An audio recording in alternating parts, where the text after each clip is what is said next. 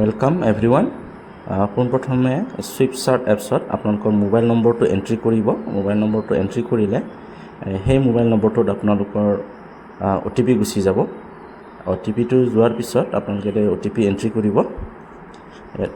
OTPটো entry কৰাৰ পিছতে আপোনালোকৰ পেজটো খুল যাব। তাতে আপোনালোকৰ নামসমূহ ইয়াতে এন্ট্ৰি কৰিব। পুনৰ নামটো দিয়াৰ পিছত আপোনালোকৰ সন্মুখত আপোনালোকৰ ষ্টেট সিলেক্ট কৰিব। আসাম আমাৰ আৰু সিটি আপোনালোকৰ যিটো সিটি হয় বা ডিস্ট্ৰিক্ট এই ডিস্ট্ৰিক্টটো আপোনালোকে সিলেক্ট কৰিব আৰু কন্টিনিউ অপচনত ক্লিক কৰিব। আৰু এয়া খোল খাব। আপোনালোকে ওপৰত চাবচোন স্কেন এণ্ড চাৰ্ট ইয়াত ক্লিক কৰিব। তাতে ক্লিক কৰাৰ লগে লগে আপোনাৰ QR কোড, সেই QR কোডটো আপোনালোকে ইয়াতে আপলোড QR কোড তাতে মাৰিব। আসাম পেড বুলি QR কোড দি দিছে আপোনালোকক। তাতে ক্লিক কৰিব। ক্লিক কৰাৰ পিছত আপোনালোকৰ যিটো মেইন পেজ কুৱেশ্যনৰ আমি যেতিয়া এনচাৰটো আমি ইয়াতে দিব লাগিব সকলো ষ্টুডেণ্টৰে, গতিকে সেয়া উল্লেখ কৰিব। আপোনালোকে যিকোনো এটা মেছেজ দিলে মই ইয়াতে হাই বুলি দিছোঁ আৰু মই লেংগুৱেজ চিলেক্ট কৰিম ইয়াতে অসমীয়া আৰু মই অসমীয়া, আৰু যদি আপোনালোকৰ বড়ো বা ইংলিছ বাংলা মই এতিয়া অসমীয়াত ক্লিক কৰিম। যিহেতু মই এছামিছত এছামিছত চাওঁ, আপোনালোকে ক্লিক কৰাৰ লগে লগে আহি গ'ল পৰৱৰ্তীত মাৰিলে আপোনালোকে স্কুল কোড আছে, স্কুল কোডটো আপোনালোকে দিব, নিজৰ স্কুল কোডটো দিয়াৰ পিছত আপোনালোকে ইয়াৰ মেছেজটো দি দিব। ৰিপ্লাই আহি যাব। এয়া মোৰ স্কুলৰ নামসমূহ আপোনালোকে দেখা পাইছে। স্কুলৰ নামটো পাব। স্কুলৰ নামটো দিয়াৰ পিছত আপোনালোকৰ নিজৰ শিক্ষক কোডটো যিটো নেকি শিক্ষা সেতুত ID আছে নহয় আপোনালোকৰ, সেয়া কোড আপোনালোকে এণ্ট্ৰি কৰিব।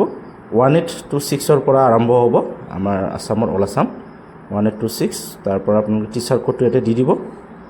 টিচাৰ কোডটো দিয়াৰ পিছত আপোনালোকৰ শিক্ষকৰ যিটো আপোনালোকৰ নিজৰ নাম সেয়া দেখা দিব। দেখা দিয়াৰ পিছত হয় এইটো শুদ্ধ, তাতে ক্লিক কৰি দিব। ইয়াতে ক্লিক কৰি দিয়াৰ পিছতে শিক্ষাৰ্থীৰ পাৰদৰ্শিতা সংৰক্ষণ তথ্য কৰক, ইয়াতে ক্লিক কৰিব। আমি ষ্টুডেণ্টসমূহৰ যিখিনি পেট এক্সাম দিলে সেই এক্সামত আমাৰ এটা আহি যাব। এটা ক্লাছ আপোনালোকে ক্লাছ আছে যিটো আমাৰ ক্লাছ 3ৰ পৰা আৰম্ভ হৈছে। মই এটা ক্লাছ 3 চিলেক্ট কৰিম। ক্লাছ 3 চিলেক্ট কৰিব। ক্লাছ 3 চিলেক্ট কৰাৰ পিছত আপোনালোকৰ ছাবজেক্টসমূহ দেখা দিব। ছাবজেক্টটো ইয়াতে বাছনি কৰিব। বাছনি কৰাৰ পিছত উত্তৰসমূহ ইয়াতে দিয়ালে হ'ল। আৰু আপোনালোকে যদি নতুনকৈ আকৌ পুনৰ বেলেগ ক্লাছ চিলেক্ট কৰিব লাগে, তলত যিটো প্লাছৰ ওচৰত 4টা বুটাম আছে তাতে ক্লিক কৰিব। তলত তাতে ক্লিক কৰিলে মেনু অপশ্যন আহিব, হোম মেনু, তাতে ক্লিক কৰিব। ক্লিক কৰাৰ পিছত আকৌ পুনৰবাৰ আপোনালোকৰ ক্লাছ সেইবোৰ দেখা দিব। ইয়াতে আপোনালোকে অপশ্যনটো হয় চিলেক্ট কৰিব, যিটো EVSত আমি চিলেক্ট কৰিছিলোঁ হয় বুলি ইয়াতে চিলেক্ট কৰিব। চিলেক্ট কৰাৰ পিছত আমাৰ প্ৰশ্নবোৰ দেখা দিব। ইয়াতে চিলেক্ট এ ৰেছপন্স তাতে পুনৰ ক্লিক কৰিব। ক্লিক কৰাৰ পিছত ইয়াতে চাওক আপোনালোকৰ ষ্টুডেণ্টসমূহৰ নাম দিয়া আছে। নামবোৰ আপোনালোকে এফালৰ পৰা আপোনালোকে ক্লিক কৰি তেওঁলোকৰ এনচাৰৰ যিটো ৰেছপন্স সেয়া আপোনালোকে ইয়াতে আপলোড দি দিব। মানে ইয়াতে শুদ্ধ উত্তৰটো ক্লিক কৰি দিব। ইয়াতে অপশ্যনসমূহ ধুনীয়াকৈ দিয়া আছে, আপোনালোকে একবাৰ খুলিলে আহি যাব।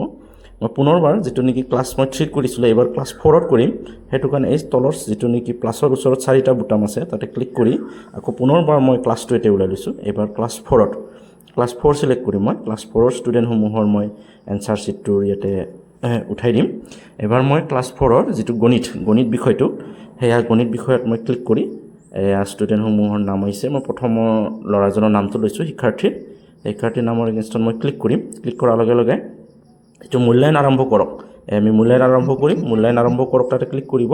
ক্লিক কৰাৰ পিছত জৰীপ আৰম্ভ, আমি জৰীপ কৰিম যিহেতু তেওঁলোকৰ এছেছমেণ্ট, সেয়া জৰীপ আমি আৰম্ভ কৰিম। তাতে ক্লিক কৰিব। ক্লিক কৰাৰ পিছত তেওঁলোকৰ যিটো প্ৰশ্ন PDF পাইছিলোঁ আমি, সেই PDFৰ প্ৰশ্নসমূহ আমাৰ ইয়াতে উত্তৰসমূহ ইয়াতে দেখা দিব। সেই উত্তৰসমূহত আমি চিলেক্ট কৰি দিব লাগিব। এতিয়া চাওক দিছে কি ধুনীয়াকৈ, নিম্নলিখিত আকৃতিটোৰ নাম কি বুলি সুধিছে। যদি ছাত্ৰজনে শুদ্ধ ৰেছপন্স দিছে, যিটো ৰেছপন্স দিছে সেইটো ক্লিক কৰিব। ছাপ'জ ঘনকত দিছে, আমি সংৰক্ষণ আৰু অব্যাহত ৰাখক তাতে ক্লিক কৰিব। এইবাৰ পুনৰ এটা নেক্সট কুৱেশ্যন আহিছে। এইবাৰ ছবিখন চাই কোনটো দিশত পৰা আমি দেখিলে এনেকুৱা ছবি দেখে এইটো চাওক। কাষৰ পৰা ছাত্ৰজনে ৰেছপন্স দিছে, মই এইটো দিলোঁ। এটা ছাবজেক্টৰ যিহেতু 10টাকৈ প্ৰশ্ন থাকে, আমি পৰৱৰ্তী কাৰ্যসূচী এনেকৈ কৰি গৈ থাকিম। সংৰক্ষণ আৰু অব্যাহত ৰাখক তেনেকুৱাকৈ আমি কৰি থাকিম। এতিয়া শেষৰ প্ৰশ্নটো আহিছে। শেষৰ প্ৰশ্নটোত শিক্ষাৰ্থীয়ে কি ৰেছপন্স দিছে তাৰ ওপৰত আপোনালোকে দি এনচাৰটো ক্লিক কৰিব।